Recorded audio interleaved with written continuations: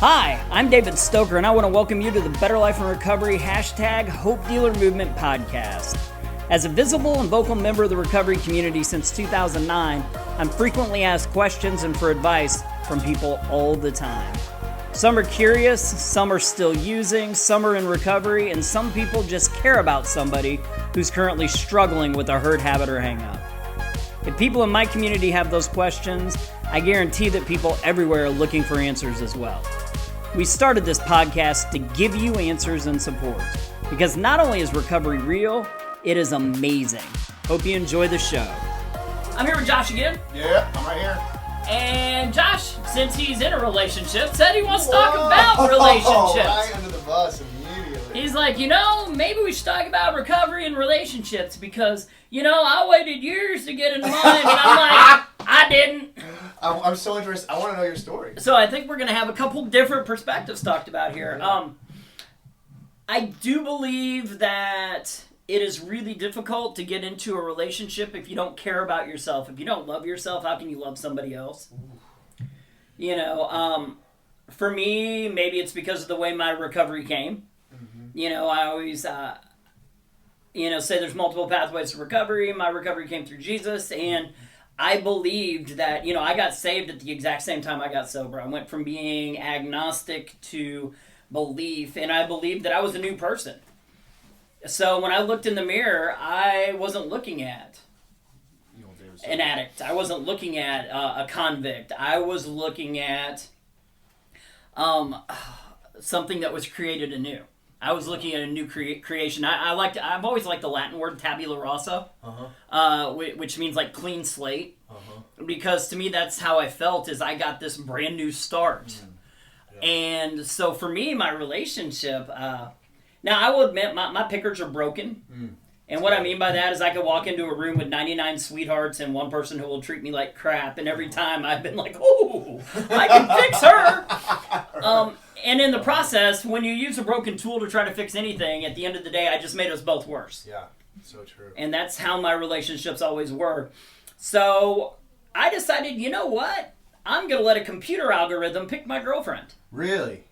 So I was a couple months into, maybe a month into my recovery. Wow. And I went on eHarmony. Okay. And answered their questions. And the way eHarmony does it, and this isn't a commercial, but I liked it so much. I'm not only a customer. I'm not the president of the company. That's awesome. But I did like what it did. Basically what it did was it asked you to all these questions. And you can lie. I went on a couple dates before I met my wife. I met a couple people in public, in person. I think that was actually Plenty of Fish. I tried Plenty of Fish, and that's where you meet people in person. That's a nightmare. It was horrible. Oh. And I'm like, oh my gosh, you said you were so sweet, and you are a complete lunatic in real life, and not the good kind.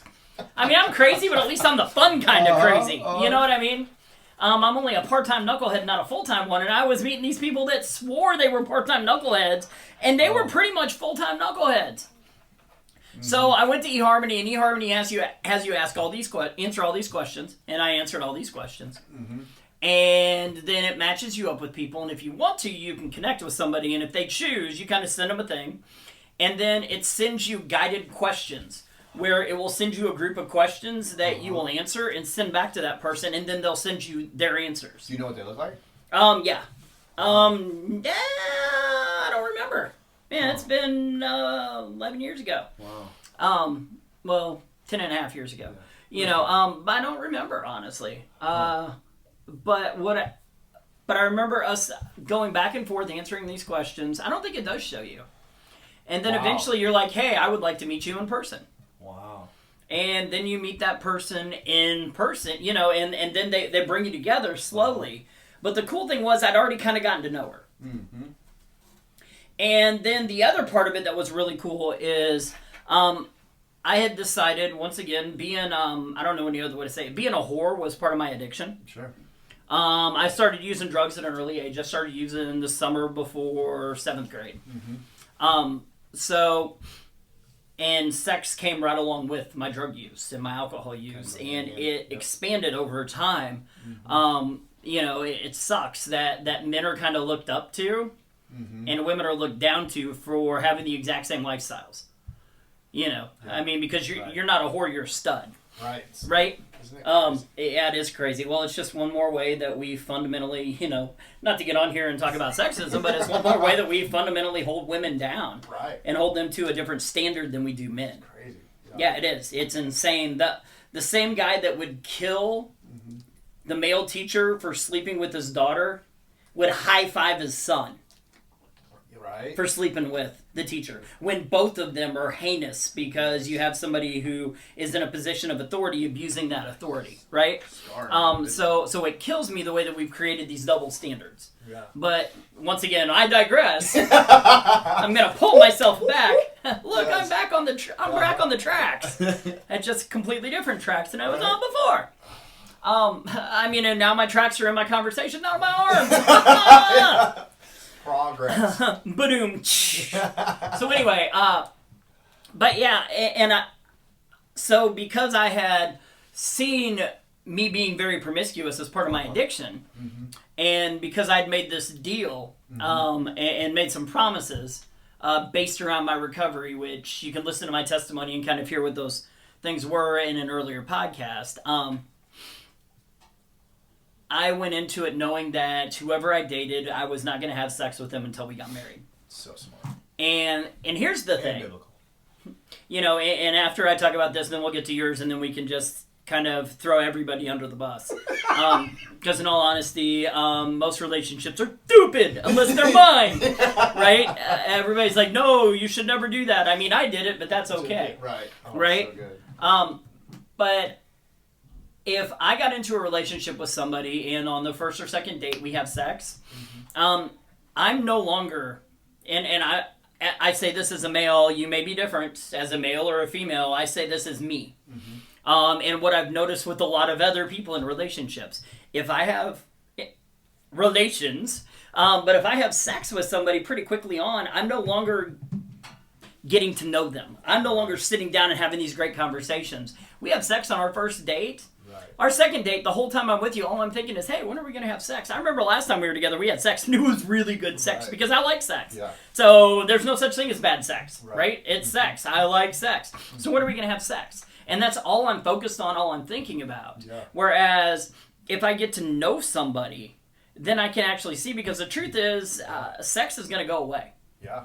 You know, I hate to say it, but as somebody who's been married for over a decade that has 2 children, trust me, sex starts off all the time, right? Yeah. And then over time, it kind of slows down. It's like anytime you have a brand new toy, you start playing a new game and you're locked into it. You're like, look at this game. This game is so love awesome. it. This is my favorite toy to play with. I'm going to play with it. I'm not going to break it. It's so amazing. But after a while, that new toy kind of ends up in the corner because something else comes along. So instead of having a new toy, I built a relationship with this person. And when that toy came in, our relationship wasn't predicated on that toy. It wasn't predicated on sex. Our relationship was predicated on me knowing her, me loving who she was, me taking the time to get to know her.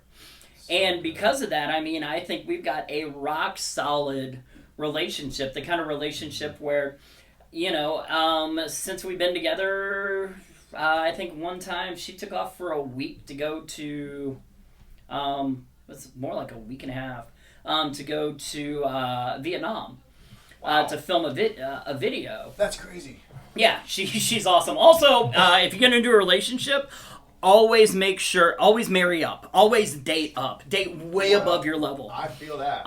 And for those people who we're dating up to, I will tell you this. Know that we would never cheat on you because we know we will never find another person like you. You're so far out of our league, we would never screw that up, ever. And we love you the best we can. Amen. There you go. So that's what you get, and we get all of your amazingness. Yes. But yeah, so she's been able to go away. She takes off sometimes for a day to go film stuff, and a lot of times it's her and a guy named Ricky. And, you know, I'm never like, oh my gosh, I can't believe that they're driving alone together and blah, blah, blah, blah, blah. You know, I take off for a week, and there's never a worry with her, oh my God, he's cheating on me. You know, so having that trust, and I think we have that trust because we built a rock-solid foundation for our relationship. And, oh my gosh, if I could date her and not sleep with her for a year, why would I sleep with somebody that I'm only with for a day or two? and vice versa. Yeah. You know. I love that. So what about you? How was your relationship now that you're in one, Mr. Bragger? Wow, now I'm bragging. Tell us all about Brooke, your better half. I don't know if she even knows I'm recording this right now, so this is going to be... I don't even know if she's sure that she's your better half. She's like, I'm not his half yet. I'm a whole. Well, He's a whole. Oh, man, that's good. We are still coming together. We have not come together to create halves. We're still wholes. Amen. That sounds horrible. So bad. Still complete people. I'm a complete person. He's a complete person. We haven't become half of a completeness. Oh my goodness. Yeah, that was great. In Jesus' name. Don't bring him into this right now after that. You can't laugh at that and then bring him in there. I waited years, and I think I waited years for different reasons than you did, just because I had so much legal stuff to work through. I had so much, I couldn't even stay, no stability, zero stability in my life, because I had to keep traveling back and forth between states to take care of all the legal issues I had, and so I couldn't do it, and I don't think I was ready. I was horrible at relationships. I mean, horrible, and I think God had some maturing to do with me, and I think that's what He did, and when's that going to start? Right, we're hoping for next quarter. Dude, you're aging like cheese. By that I mean you stink. It's so stupid. Quit ruining it when I'm trying to talk. No, be serious. Ridiculous. My bad. Sorry. Yes. And you were saying? All right. Let's cheese. So. Eats no good. Okay. Recovery and relationships, especially beginning in recovery. I mean, we even in a lot of recovery programs, it's really frowned upon to even begin a relationship. Get a plant, get a fish, get a dog. Right. And we're talking about that movie. Yeah. That's absolutely the truth. And so I waited. I did, and I've met someone, and we talked for months, before we decided to do anything. And what we ended up doing was we fasted from food for 3 days, her and I, about what it is that how fasting, in religious and spiritual and with the Christianity, the fasting, the whole idea is that we're giving up something that we're dependent on in order to get closer to God, to sacrifice that in order to create that communication with God. And we did that for 3 days so that we could see what God was telling us. And then we went on a week fast from talking to each other and then see what God spoke to us individually. And then mostly, I mean, they might have both volunteered at the thing. I'm going to throw you under the bus right now. I mean, they did see each other briefly. They both volunteered for the Thanksgiving dinner that we did for the recovery community at the center, which was awesome. We kept them in separate corners. I mean, literally, she stayed over there. She's like, I'm not. Nope. And we did that, and we came back. And to be honest with you, it was a struggle for that week for me. It was a struggle because I didn't know what she was thinking, and I knew what I was thinking. I knew what I wanted, but what if she didn't want that? And I had this, this insane fear of rejection. And we came back after that week, and I felt like God had put 5 questions I needed to ask her. And I went through those questions. Who, what, when, where, why? Each one of those questions she answered yes to, and that 5th one was, the first 4 she had to answer yes to first. And when she answered yes to the 4th... Was it Tombstone? It was. Have you seen Tombstone? And did you like it? Can you quote Billy Madison? I mean, there's important rules in our life. I mean, Tombstone was one of mine with my wife. It was. Oh, yeah. I'm like, so do you like to move to... That's like a deal breaker. I mean, she may not have gotten proposed to if she wouldn't have said yes. Not steal your time, I'm sorry. Run your timing. This needs to be like Congress. This is my 5 minutes. Right. Oh, I'm going to filibuster. I'm going. The 2 of the questions I'll talk about. One of them was I asked her if it was okay if this was what God wanted, He wanted us to be together, if I did not kiss her until she had a ring on her finger. And because in my life, boundaries, especially physical boundaries, I'm a very passionate person, had been always ran right over. And so I feel like it's something God set up solid in my heart that I had to have. My wife will tell you she knew that I was the one. Our second date, we went on a bike ride together, and I went to her house, and we sat on her couch, and I took a throw pillow, like one of the big throw pillows, and I put it between us, and I said, I'm going to put this here because I'm not sure where your boundaries are, and I want to make sure that I don't cross that line. Leave room for Jesus. Yes. there was room for nothing. I mean, it was matter. I put matter between us, right? Going back to matter that we talked about in another podcast, because everything has matter. It does matter. Does it matter? Of course it has matter. But yeah, so yeah, boundaries I think are huge, especially setting healthy boundaries and letting somebody know, because how can somebody know if you don't talk to them about it? So that was awesome. That's a good question. What was the next one that you'll share with us? We'll share with you guys is she answered yes to those first 4. That was the 4th one, and the 5th one was I asked her if she would be my girlfriend. Aww. And she said yes, and for me, all of those were big deals because in my past in relationships, it always been blurry lines. We are kind of together, maybe we're together, so we will kiss, we'll go too far, we'll start having sex, and just one step after another led you down the wrong direction. And I've really set up some real clear-cut boundaries of what she expects out of a relationship, what I expect, and her thing is she wants it to be a triangle where it's me and her and God, and as we pursue God, we get closer to each other, which makes all the sense in the world. Triangle. So 2 lines close to the third, they get closer together. Yes, exactly. Oh, y'all are thinking. Yeah, and so I'm so glad I waited, and just like you're so glad you didn't, because I believe that our paths to recovery are different, but I believe you got to use wisdom and discernment in that. And if you still got warrants, if you're still struggling with even staying in recovery, to pursue a relationship, I think is detrimental to that process. Yeah, I do think that you have to get to a point where you like yourself. Yeah, I have to like who I am. You know, if I don't love myself, how can I possibly love somebody else?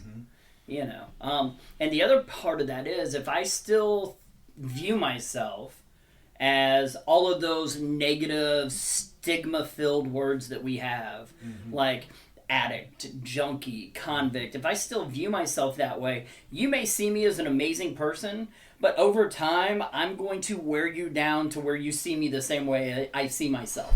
That's good, man. Yeah, I totally agree with that too. And I don't know if you're like me, but I'm a very emotional person. Like, I feel things before I even really know why I'm feeling them. And so, for me, I wear my heart on my sleeve a lot. And I don't even know exactly why until I start expressing it. And pre-Atlanta, before I overdosed, those emotions were anger and hate and jealousy and bitterness and all rage, all those things. And now these things in my heart. Holy crap! I think the office next door is falling apart. Do you hear all that? Wow. Yo, you can tell we don't use a soundproof recording studio to make these. That's awesome. Because I think there's an earthquake or something happening. Maybe a tornado is ripping chairs. I'm sorry to interrupt, but that was just okay. wow. That's a big deal. Yeah. I would just say my emotions now are so much a more positive place, and being open with communication like that. It's just I'm in a spot now in pursuing a relationship that I've never been before. So, do you have to wait before you get into a relationship, like everybody says? Because what was it? Get a plant, keep it alive for a year. Get a dog, get a fish, keep it alive for a year, then get a dog. I will tell you now, I could kill a cactus if I lived in the desert. I love that. Period. I mean, yes. I have. What's the opposite of a green thumb? Dead thumb. Yeah, green thumb. What color is not living? I have no idea. But whatever it is, that's what kind of thumb I have. Literally, I look at a plant and it shrivels up. Yeah. So maybe that just says something about my looks. I don't know. People say I have a face made for radio. That's probably why I do podcasts. But yeah, so for me, I think that whole get a plant, get a fish, get a dog thing would have been very effective because I never could have kept a plant alive for a year anyway. Right. I still can't now. Yeah. But I think it's a case-by-case basis, but it's about knowing yourself. It is. Knowing where you're at. Yep. And as in a broad, general term, I would say, yeah, I think you need to wait. I would put the time limit on it, too. See if you can do it. Say, I'm going to wait a year before I date. I think it's good to have that kind of structure and discipline coming out of such unstructured and undisciplined life, Yeah, that may be where me and him would differ. I know. Well, you didn't do that, and it worked out great. But then I see so many other cases where people try to jump into the relationships, and it just they're not ready, man. They are still, for lack of a better term, a hot mess, and they need to get unhot messed. Yeah, I think somebody's getting beaten with a crowbar next door. It's bad. What do we have tonight? Quarter past freckle. He looks at his watch. I look at my hand, my wrist where I forgot to put my watch on today. So he's looking at a watch, seeing the day, date, time, and I'm looking at skin. No, I see stuff. I see those burns right there. So, oh my gosh, the abuse I get around here. So, how much longer is your probation period? Right, and this probation period. For the job that you may or may not have today. Right? So I mean, you have it today, may or may not have tomorrow. Yeah. Yes. Big smiles. We could get an end date on that probation. An end date what on the job? job? Not on my job, but on the probation. Yeah, that'd be nice. Yeah, he keeps telling me he's not going to leave. And you keep telling me I am. It's weird. In a good way. It's a good way, though. I believe that the children are our future. Teach them well and let them lead the way. Show them all the beauty they possess. Sorry. Little Whitney Houston came out of me. I mean, that's what I believe. But anyway, but I do believe that it's a case-by-case basis, just like recovery. But I do think it's important to make sure that you set some healthy boundaries to make sure that you don't get carnally involved too quickly. Including, I mean, man, that kiss, because once that kiss starts, where does it stop? Right, and the lines are too blurry, man. That's a hard one. I mean, fortunately, my wife was a unicorn. We met in her mid-30s, and I was the first guy she'd ever kissed when we finally kissed. And we didn't kiss for months into our dating, which she thought was going to be a reason for us to break up. And for me, it was just refreshing to actually know somebody's first and last name before we slept together. Right, it is. I'm like, because I guess that's the one thing I brought in is by the time I got there, to me, sex really wasn't that big of a deal. Right, and you're trained. Got those neural connections. You're trained to think that this is the way it's supposed to be. Oh, once I kiss you, I know what's happening after that. Yeah. I don't see nothing wrong. Actually, I see a lot wrong. Wrong, yes. Because the pump and grind goes to other places, right? Yeah. So, relationships. I think that it's, like you said, case by case, but I think just in general, if someone comes up to me, or if I'm in front of an audience, I would recommend waiting. I would. Yeah, I did an interview for, I think, Vice or one of those. Somebody's doing an article on dating and recovery. And most of them were definitely, I mean, people who highly encouraged waiting and had waited. And most of those people came from 12-step communities. I, of course, I come from more of a faith-based 12-step community. But it's still a 12-step community. But I don't know, I think my recovery's always been a little bit different. Yeah. So is my, I tell people weird things, and I don't know, maybe this is one of my quotes now, so I'll just go ahead and Let's say hear it. But, I tell people that I'm too recovery for the Jesus people, too Jesus for the recovery people. I tend to be too recovery for harm reduction people and too harm reduction for recovery people. So I kind of walk this fine line where hopefully I can bring people together, and let people see both sides. Just because you're a recovery person, I'm a Jesus person, doesn't mean I'm ever going to look down on you or judge you because you don't share the faith that I have. Right. I'm just glad that you're not actively using it. What can I do to support you today? Amen. That's so good. The same thing with the harm reduction side of it. Dead people never find recovery. So if you truly care about recovery, then you should want to ensure people stay alive. Right.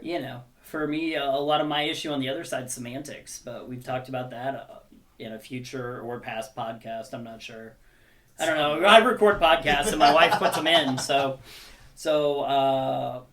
But yeah, I know we've had one, but yeah, most of it's semantics because I see recovery from a clinical perspective as a holistic entirety, instead of seeing recovery as something as pieces. Right.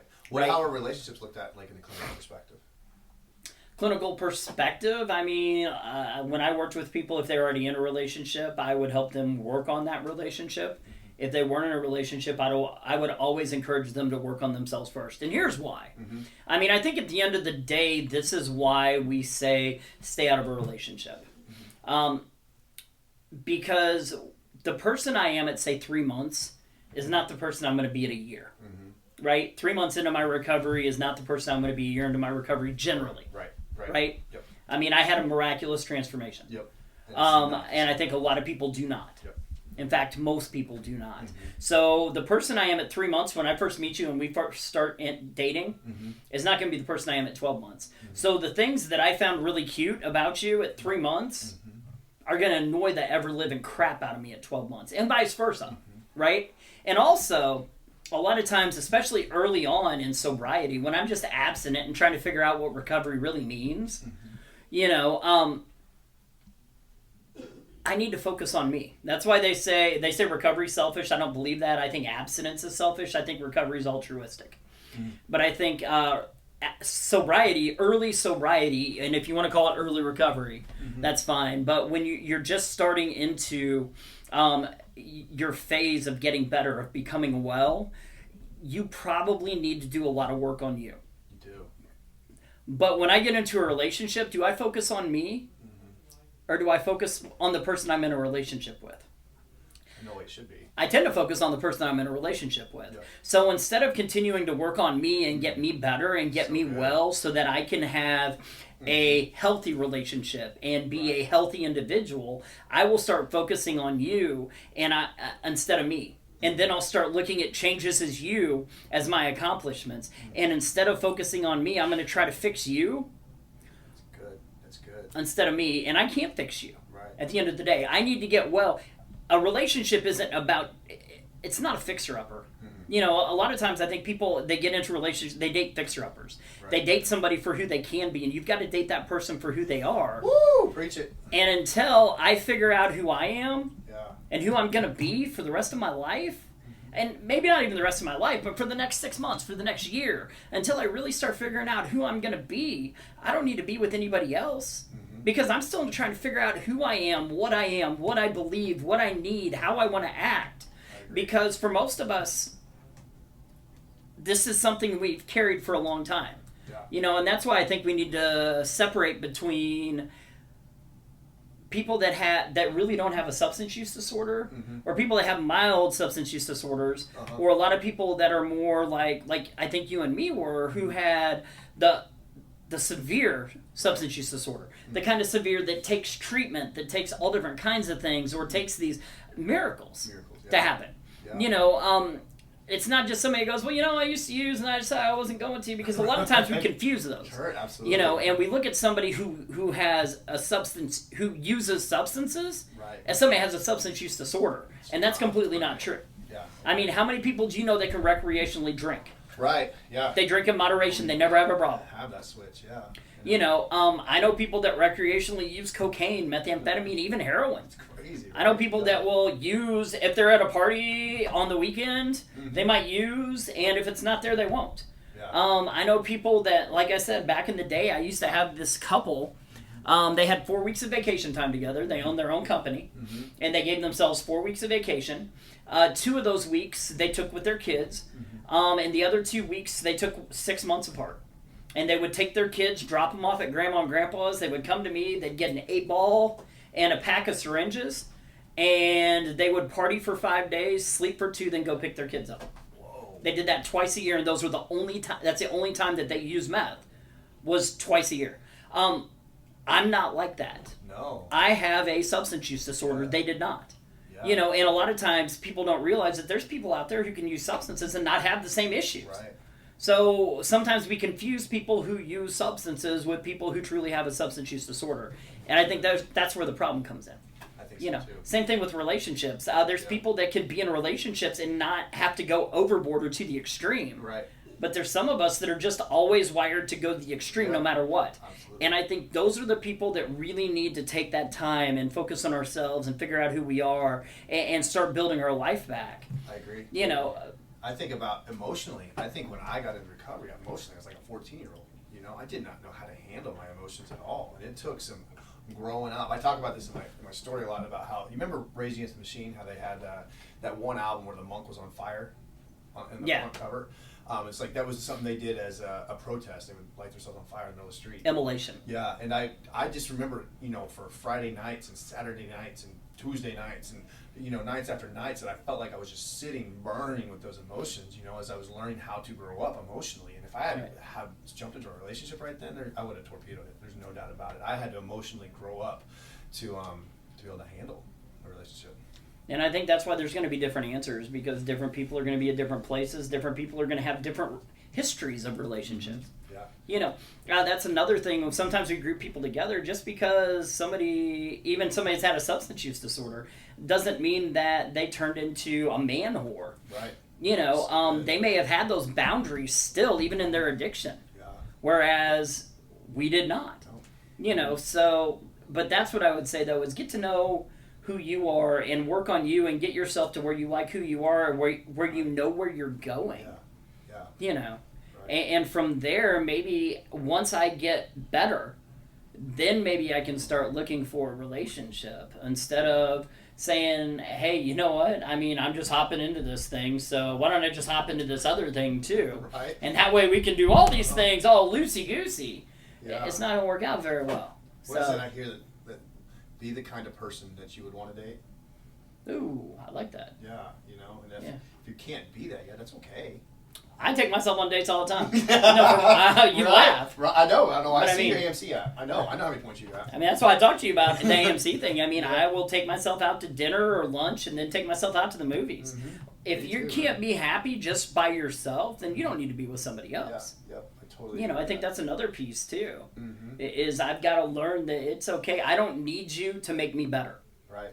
You know, and I'm not going to make you better. Right. Yeah. You know, instead of feeling like I'm missing something, and that's something else. I would date.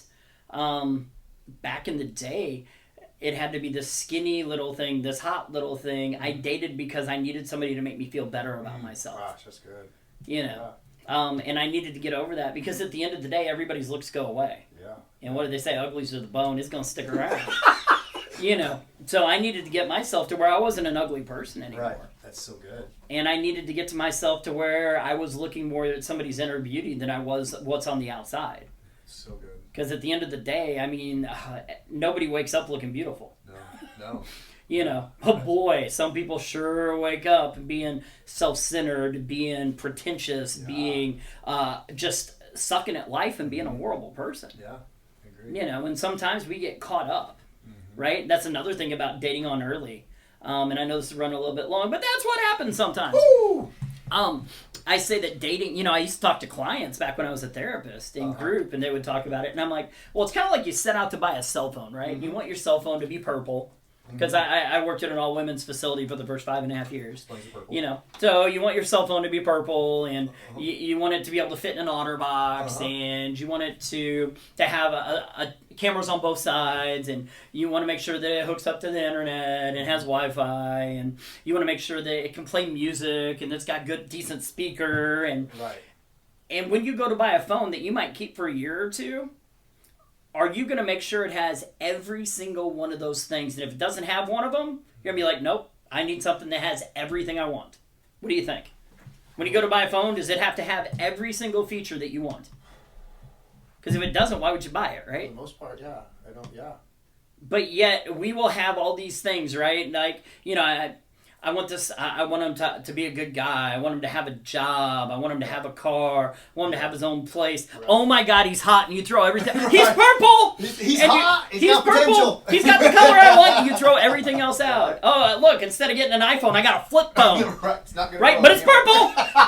No internet, no Wi-Fi, no nothing, man. It texts and phone calls, and look, it's got a really crappy camera that they made back in 1972. T9 text. You know, it's a brick phone, but it's purple, right? So true. So that's another problem, right? It is a lot of times we're superficial. Yeah. Right? And we throw everything else out we want for one feature. Yeah. And the truth is, it's got to be a package. If it's not a package, why would I date somebody that I'm not interested in spending the rest of my life with? Right. I'm not 12. Right now. Yeah, that's so true. You know. Yeah, that's something we absolutely, Brooke and I both weighed, was that idea that we're not looking to date. You know, we're looking at a future together. And that's something that's why we took it so serious. That's how I was. I mean, by the time I got sober, I was in my mid-30s. And I'm like, I don't have time to screw around. I mean, all the damage I did to my body, I might be dead in 5 years. Good Lord, I'm going to spend it with somebody that cares about me. Good Lord. Right? I mean, seriously, that's something else I didn't think about. Yeah. You know, but yeah. So anyway, we've gone a little bit over. Any final word on dating? I think that I love that quote, to be the person that you would like to date. And that's going to take some time for the most part. You know, it's not exclusive. It's not an absolute that it always does, but I think that it does take some time to be the person that you would want to be. Absolutely. And now you know. Knowing is half the battle. Go, Joe! Yeah, Joe! Anyway, we'll talk to you guys next week. I'll talk to you, I don't know. It'll probably be 10 questions next week because we tend to rotate from topic to 10 questions, topic to 10 questions. Once again, let me know if you like the new format of me and Josh talking instead of just me talking. I like it because it's not just my voice. So I like it broken up with somebody else's. Let me know if you do too. And if you have any topics that you'd like to hear, let us know. Thanks a lot. You guys have an amazing week. In closing, I just want to thank you for listening to the podcast. Please join us every week for new episodes. If you want to connect with us further, if you have any questions, topics you'd like to hear in the future, or maybe would like to be on the podcast sometime, you can connect with us at betterlifeandrecovery.com. There's a Better Life and Recovery page on Facebook, or you can, we're on Twitter, BLIR_NPO. Also, this podcast is part of the Studio DNA Podcast Network. You can find out more about the network at studiodna.media. Thanks a lot. Y'all have a great week.